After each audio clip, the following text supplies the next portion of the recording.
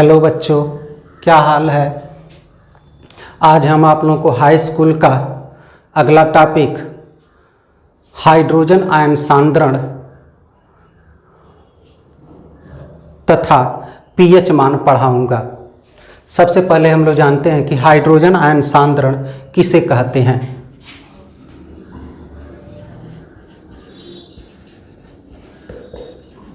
Hydrogen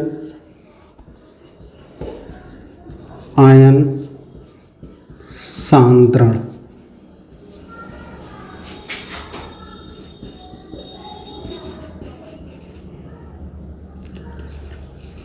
hydrogen ion concentration. Hydrogen ion concentration संकेत इसका होता है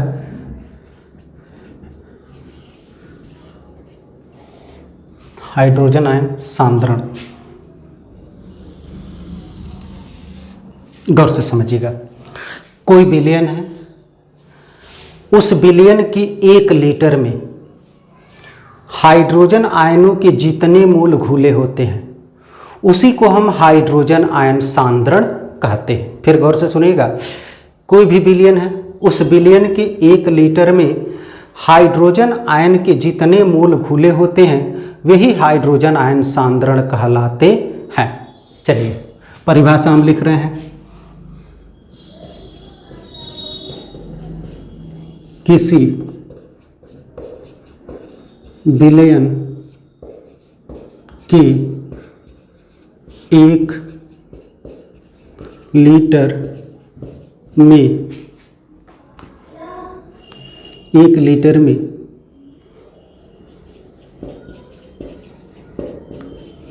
हाइड्रोजन के जितने मोल घुले होते हैं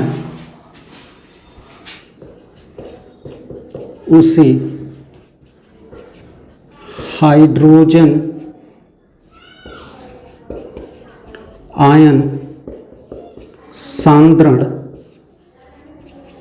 कहते हैं।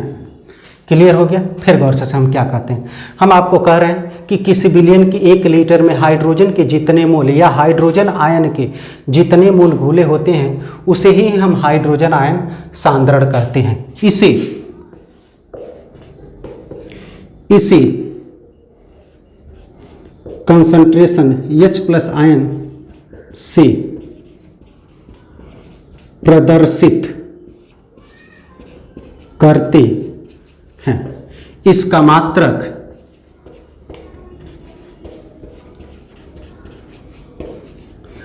मात्रक मोल प्रति लीटर या ग्राम अणु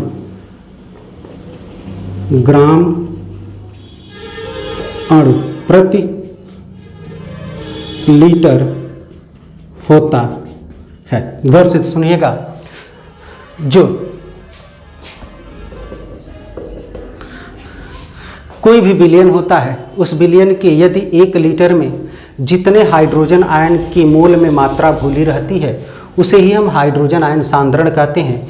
इसे हम कंसंट्रेशन, ये जो आप ब्रैकेट का बड़ा चिन्ह देख रहे हैं, ऐसे जो ब्रैकेट हम बनाते हैं बड़ा ब्रैकेट, यहाँ केमिस्ट्री के भाषा में इसको हम सांद्रण कहते हैं अर्थात कंसंट्रेशन कहते हैं।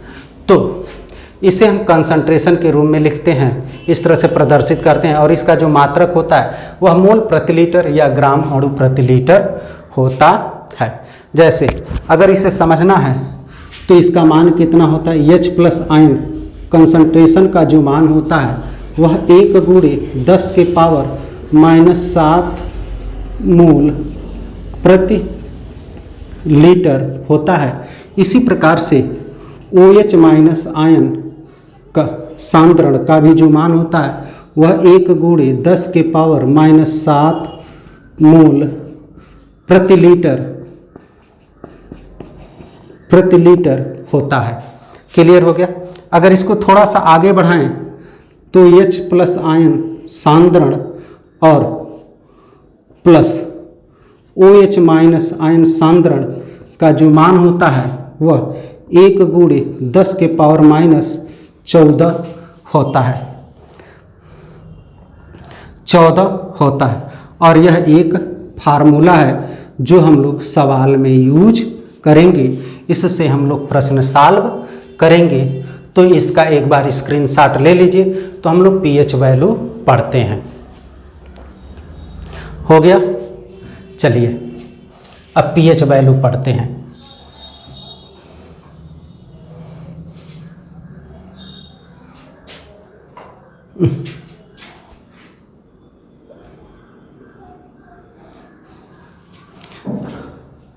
अब इसका आप लोग स्क्रीनशॉट लीजिए।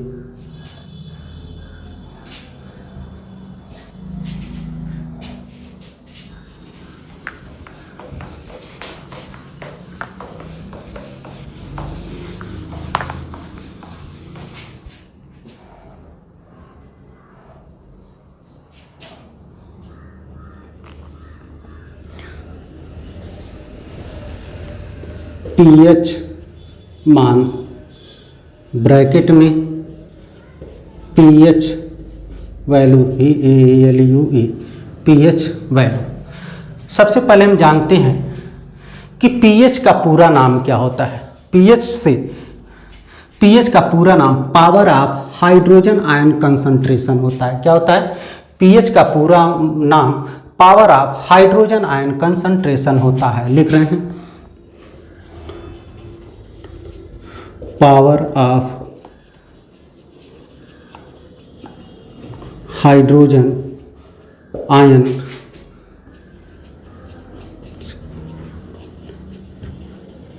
कंसंट्रेशन होता है।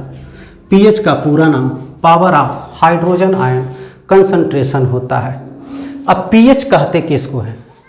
पीएच को वैज्ञानिक सोरेनसन ने दिया था। वैज्ञानिक सोरेनसन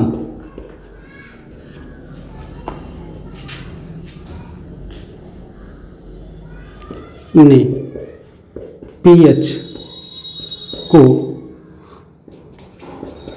दिया था। अब पीएच की परिभाषा क्या होती है जरा गौर से देखिएगा भैया। हम आप लोगों को फार्मूले से इसकी परिभाषा बता रहे हैं। जैसे यह आपका गौर से देखिएगा हाइड्रोजन आयन सांद्रण है, यह आपका माइनस लाग है और यह आपका इज इक्वल टू पीएच है। अर्थात परिभाषा अगर इसका लिखना चाहें तो हम क्या लिखते हैं भैया? किसी विलयन में उपस्थित, क्या भैया? किसी विलयन में उपस्थित हाइड्रोजन आयन सांद्रण, ये किसका निशान है हम अभी अभी बताएं, यहाँ लिखे हुए हैं, देखिएगा यहाँ लिखे हुए। तो ये चीज बता रहे हैं किसी विलयन में उपस्थित हाइड्रोजन आयन सांद्रण की ऋणात्मक लघु गुणक को ही हम क्या कहते हैं? पीएच मान कहते हैं।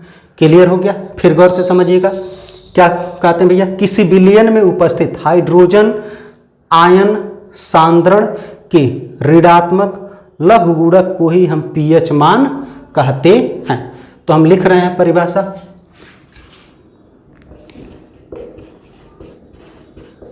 किसी विलयन में उपस्थित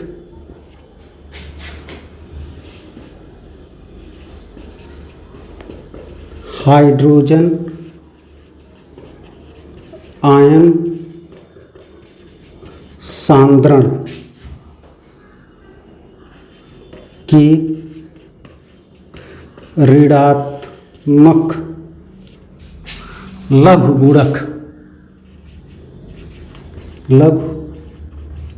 गुणक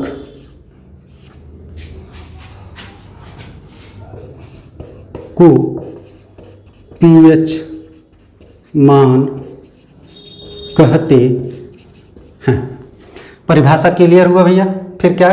किसी विलयन में उपस्थित हाइड्रोजन आयन सांद्रण के ऋणात्मक लघु गुणक को पीएच मान कहते हैं। क्लियर हो गया। हमको इस पर सवाल भी लगाने होंगे, क्वेश्चन भी लगाने होंगे। इस फार्मूले को आप लोग याद रखिएगा। इस फार्मूले को हम इस प्रकार से भी लिख सकते हैं, H प्लस आयन सांद्रण इज इक्वल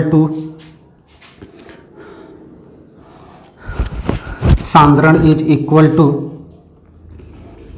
log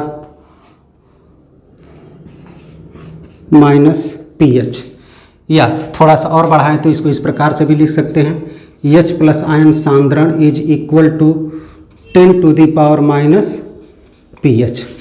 यानी हमको इस पर सवाल लगाने हैं, ये फार्मूला हमको याद होना चाहिए। क्लियर हो गया। अब जरा ध्यान दीजिएगा, पीएच का कोई मात्रक नहीं होता है, पीएच का कोई मात्रक नहीं होता है, पीएच का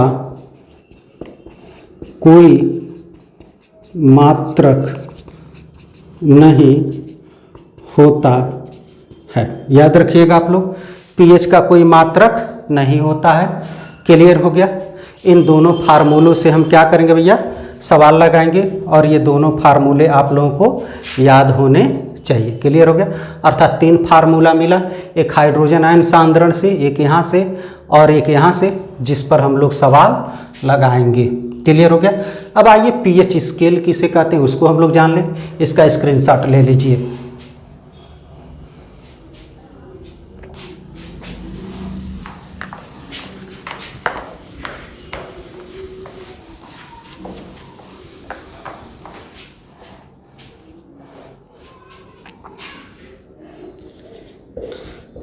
पीएच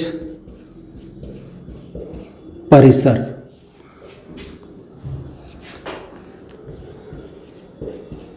पीएच स्केल। गौर से जरा ध्यान से समझिएगा, पीएच स्केल हम आपको बना करके समझा रहे हैं। थोड़ा सा और आगे ले लें।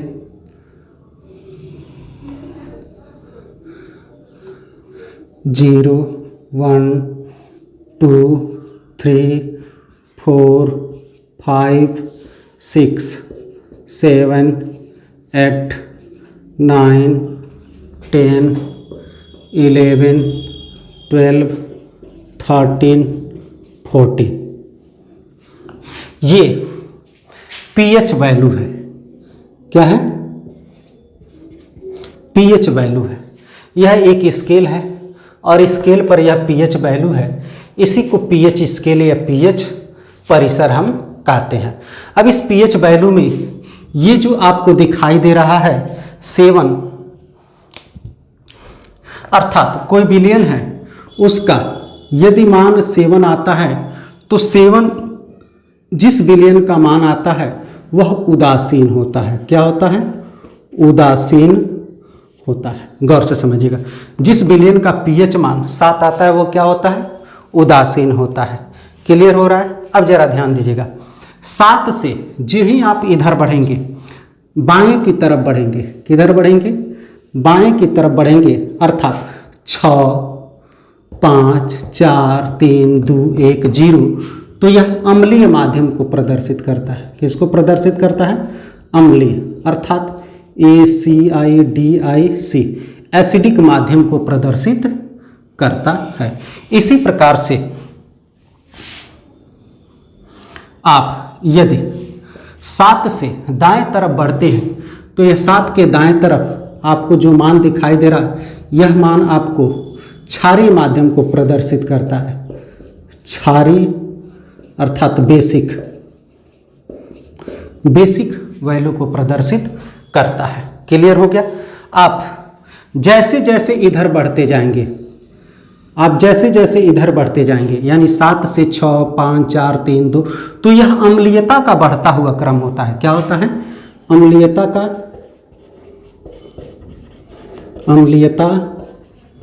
का बढ़ता हुआ क्रम है। क्लियर हो गया। यानी 7 से आप 6 पर गए, 5 पर गए, 4 पर गए, 3 पर गए, 2 पर गए, 1 पर गए, 0 पर गए, तो आप यानी बाएं जैसे जा रहे हैं, बाएं आप बढ़ते जा रहे हैं, तो ये अम्लीयता का क्या है, बढ़ता हुआ क्रम। अर्थात किसी विलयन का पीएच मान 7 है, वह 6 है, वह कम अम्लीय है, 5 है वह अधिक अम्लीय है, 4 है वह और अधिक अम्लीय है, 3 है और अधिक अम्लीय है, 1 है और अधिक अम्लीय है, इसी प्रकार से 0 है तो सबसे अधिक अम्लीय है। अब आइए इसी प्रकार से यदि यह दाएं की तरफ बढ़ता है, यानी 7 से 8, 9, 10, 11, 12, 13, 14 बढ़ रहा है, तो यह क्षारीयता का बढ़ता हुआ क्रम है। क्या है, क्षारीयता का बढ़ता हुआ क्रम है। क्या है, क्षारीयता का बढ़ता हुआ क्रम है। अर्थात किसी विलयन का पीएच मान 8 है तो वह क्षारीय है, 9 है तो और अधिक क्षारीय है, 10 है तो और अधिक क्षारीय है, 11 है तो और अधिक, यानी 14 है तो सबसे अधिक क्षारीय है। फिर आप लोगों को यह ग्राफ एक बार और समझाते हैं। यह आपका पीएच स्केल है, जिसे पीएच परिसर के नाम से जानते हैं। इसमें जिस विलयन का पीएच मान 7 होता है वह उदासीन होता है, जिस विलयन का पीएच मान 7 होता है वह उदासीन होता है। 7 के बाएं तरफ यानी 6.9 से लेकर के 6, 5, 4, 3, 2, 1, 0 जो दिखाई दे रहा है यह अम्लीय है। इधर के सभी क्या हैं, अम्लीय हैं। और इधर के 7 से इधर आइए, 7.1 से लेकर के 8, 9, 10, 11, 12, 13 ये सभी क्या कहलाते हैं, क्षारीय कहलाते हैं। जैसे जैसे हम बाएं तरफ बढ़ते जाते हैं, जैसे जैसे किधर बढ़ते जाते हैं, बाएं तरफ बढ़ते जाते हैं, तो अम्लीयता का गुण अर्थात एसिडिटी भी बढ़ती जाती है। और जैसे जैसे अर्थात 8, 9, 10 दाएं तरफ बढ़ते जाते हैं, अर्थात 7 से दाएं तरफ बढ़ते जाते हैं, तो क्षारीयता का गुण अर्थात बेसिसिटी भी बढ़ती जाती है। क्लियर हो रहा है इस तरह से। यही आपका पीएच स्केल का लाता है। अर्थात गौर से समझिएगा, यहां से प्रश्न उठता है कि जिस विलयन का पीएच मान 7 होता है वह विलयन कैसा होता है। गौर से समझिएगा, जिस विलयन का पीएच मान 7 होता है वह उदासीन होता है। लिख दे रहे हैं,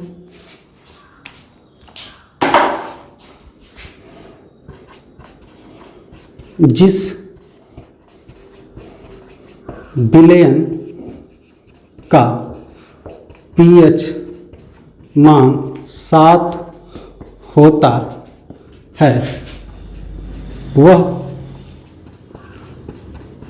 उदासीन होता है। जैसे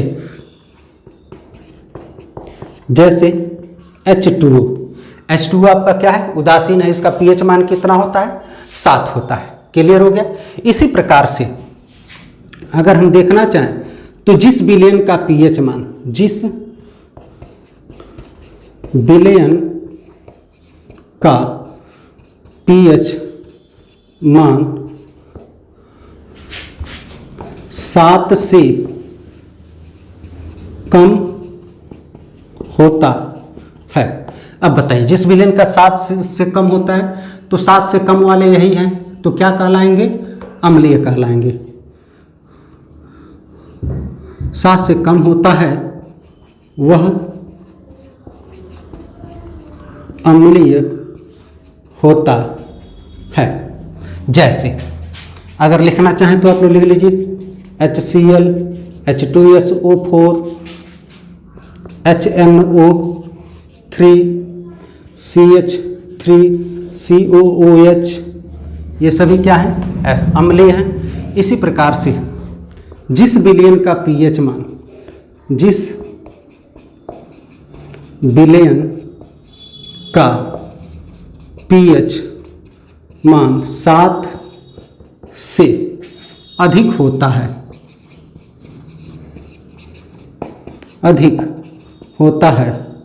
वह क्षारीय होता है।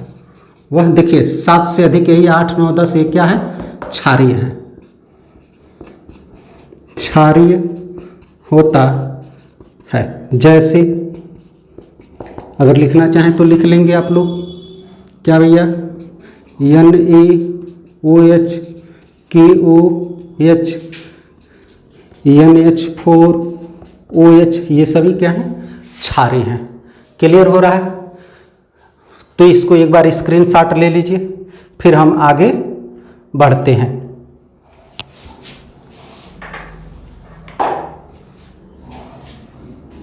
ले लिए?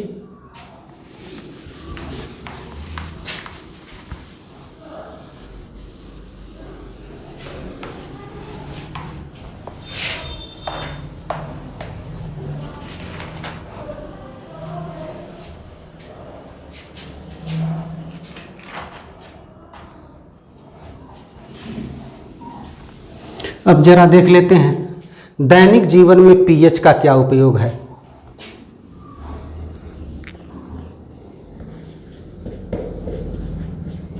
दैनिक जीवन में पीएच की उपयोगिता।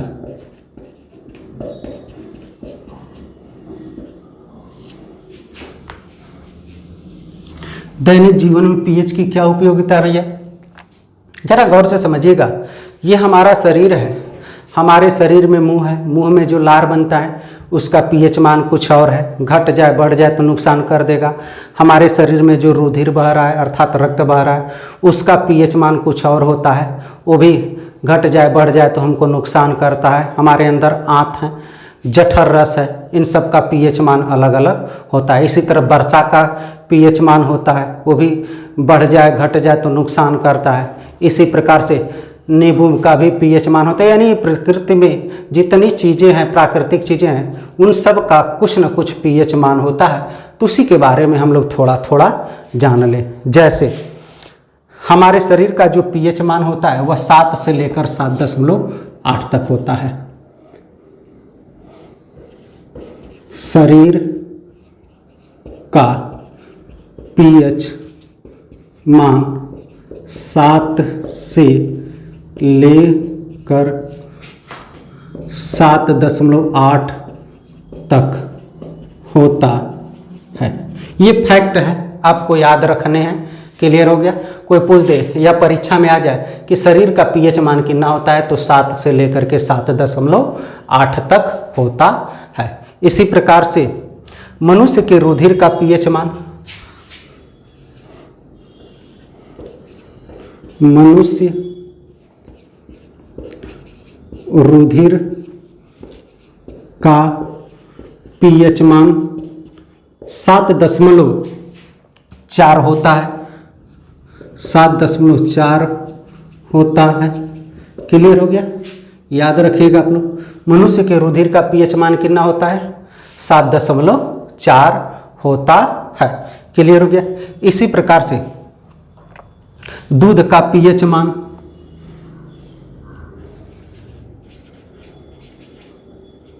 दूध का पीएच मान 6.5 होता है।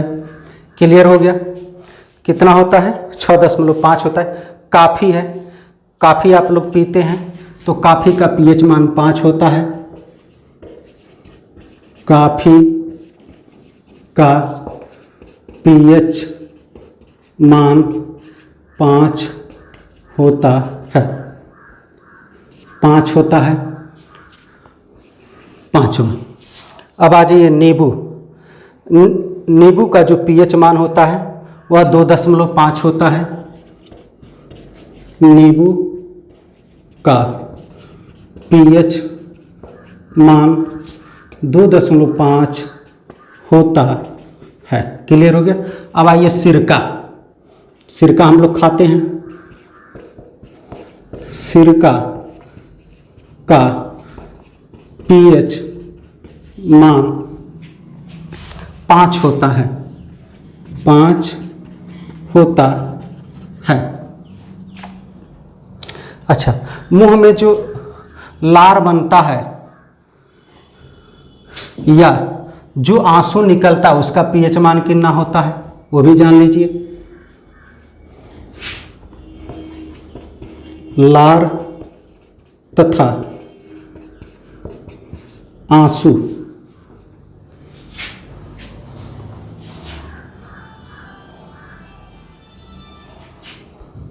का पीएच मान 5.5, पहले लार का लिखिए, लार का पीएच मान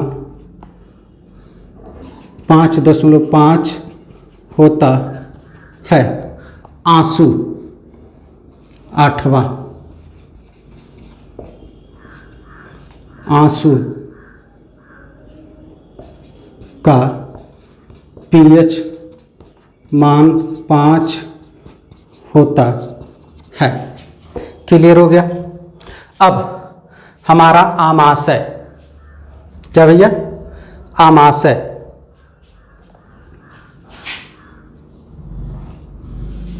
नौवां, आमाशय, ब्रैकेट में STOMACH का पीएच मान 1.2 होता है, 1.4 होता है। कितना होता है? 1.4 होता है। इसी प्रकार से आ जाइए 10वां नंबर पर, वर्षा के जल का पीएच मान,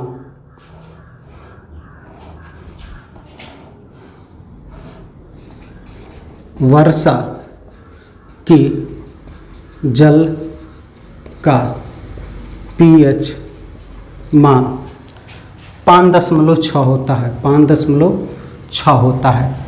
अब आ जाइए जठर रस का पीएच मान,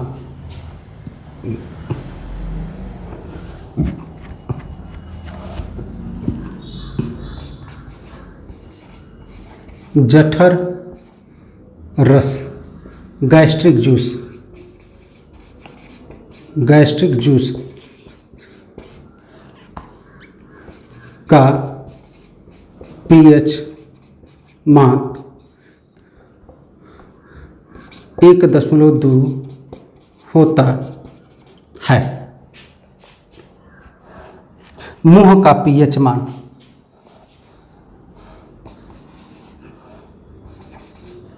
मुंह का पीएच मान 5.5 होता है।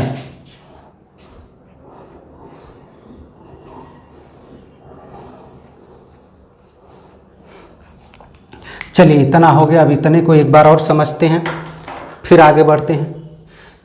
शरीर का पीएच मान 7 से लेकर 7.8 तक होता है। अर्थात या तो पीएच मान उदासीन होता है या 7.8 हल्का क्षारीय होता है। हल्का क्या होता है? क्षारीय होता है शरीर का पीएच मान। क्लियर हो गया? क्लियर हो रहा है कि देखिए कैसे ये हल्का क्षारीय शरीर का मान होता है। रुधिर जो का पीएच मान जो होता है 7.4 होता है। 7.4 यानी 7 पर तो उदासीन होता है और 7.4 का मतलब क्या हो गया? हल्का क्षारीय। अर्थात रुधिर का पीएच मान तो 7.4 होता है और 7.4 का मतलब क्षारीय। अभी पीएच स्केल में आप लोग देखिएगा, हम बता चुके हैं। अर्थात ये क्या होता है? हल्का क्षारीय होता है। क्या होता है? हल्का क्षारीय होता है। इसी प्रकार से दूध का पीएच मान 6.5 है। अर्थात देखिए 7 से कम है, तो 7 से कम क्या होता है भैया? अम्लीय होता है। तो हम लिख सकते हैं हल्का अम्लीय। हल्का अम्लीय दूध कैसा होता है भैया? हल्का अम्लीय होता है। क्लियर हो गया? इस काफी का मान कितना होता है? पीएच मान 5 होता है। अर्थात ये क्या होता है? अम्लीय भी होता है। क्या होता है? अम्लीय होता है। क्लियर हो गया? नींबू का पीएच मान 2.5 होता है।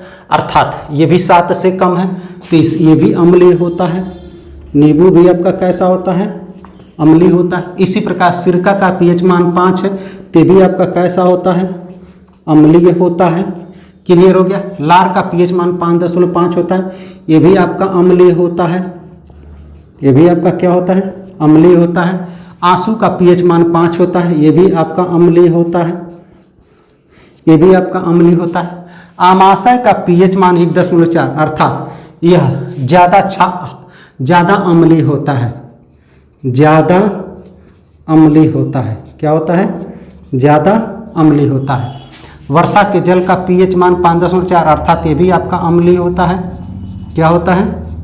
अम्लीय होता है। जरा गौर से समझिएगा, वर्षा के जल का पीएच मान 5.6 होता है। अगर 5.6 से अधिक हो गया, अधिक का मतलब 5.4 हो गया, 5.3 हो गया, 5.2 हो गया या 5 हो गया, तो उसे हम अम्लीय वर्षा कहते हैं। यानी इसका पीएच मान जैसे जैसे बढ़ता जाता है इसका, उसी को हम अम्लीय वर्षा कहते हैं। क्लियर हो गया?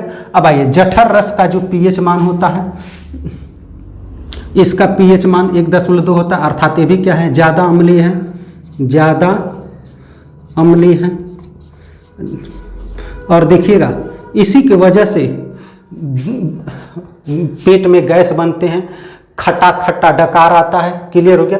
और खट्टा खट्टा डकार आता है तो इसको समाप्त करने के लिए एंटी एसिड दी जाती है। क्या दी जाती है? एंटी एसिड अर्थात क्षार हमको दी जाती है। क्लियर हो गया? और वह क्षार आपका क्या है? MgOH